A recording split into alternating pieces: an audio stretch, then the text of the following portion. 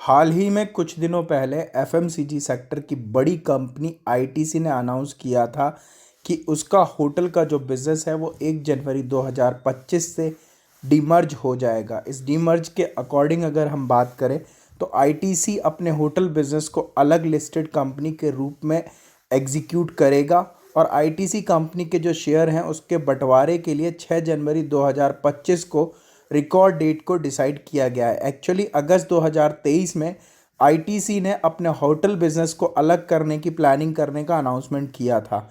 इस प्लान के according ITC और आईटीसी होटल में 40% की हिस्सेदारी अपने पास रखेगी, जबकि बाकी 60% की हिस्सेदारी जो है वो आईटीसी के जो एग्जिस्टिंग शेयर होल्डर हैं उनके शेयर होल्डिंग के रेशियो में अलॉट किया जाएगा। यानी कि आईटीसी के शेयर होल्डर हैं उन हर 10 आईटीसी शेयर्स पर एक आईटीसी होटल का शेयर मिलेगा।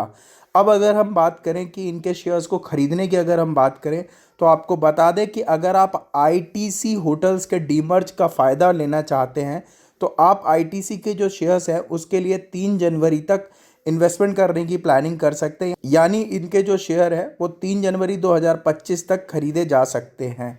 जबकि अगर हम बात करें तो 6 जनवरी 2025 को इसकी रिकॉर्ड डेट है और उसी दिन आईटीसी का जो स्टॉक है वो एक्स डेट पर ट्रेड करना शुरू कर देगा।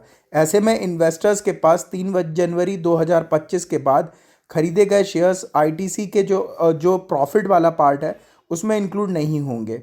अब सबसे बड़ी बात यह है कि डीमर्जर का बेनिफिट क्या रहेगा, क्या चीज़ें रहेंगी, उसको भी हम समझ लेते हैं। तो आपको बता दें कि डीमर्जर के बाद आईटीसी होटल जो है वो एक सेपरेट कंपनी हो जाएगी जो कि इंडिविजुअल कंपनी के रूप में काम करेगी और इन्वेस्टर्स को ज़्यादा क्लियर और ज़्यादा अच्छे रिटर्न मिलने का मौका मिलेगा।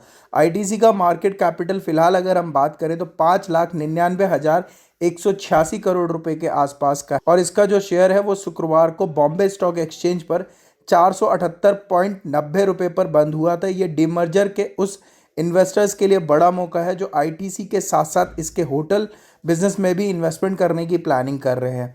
शेयर इन्वेस्टर्स को अपना पोर्टफोलियो में एक नई कंपनी को ऐड करने का बेनिफिट मिलेगा जिससे उसकी इन्वेस्टमेंट और भी ज़्यादा बढ़ सकती है। फिलहाल ये जो इन्फॉर्मेशन है ये जस्ट इन्फॉर्मेशन हमने आपके साथ शेयर की है। हमारी तरफ से कोई भी इन्वेस्टमेंट करने की एडवाइस नहीं है। आप अगर इसमें इन्वेस्टमेंट करना चाहते हैं तो आप अपने फाइनेंशियल एडवाइज़र से एडवाइस लेने के बाद ही इन्वेस्टमेंट करने की प्लानिंग करें।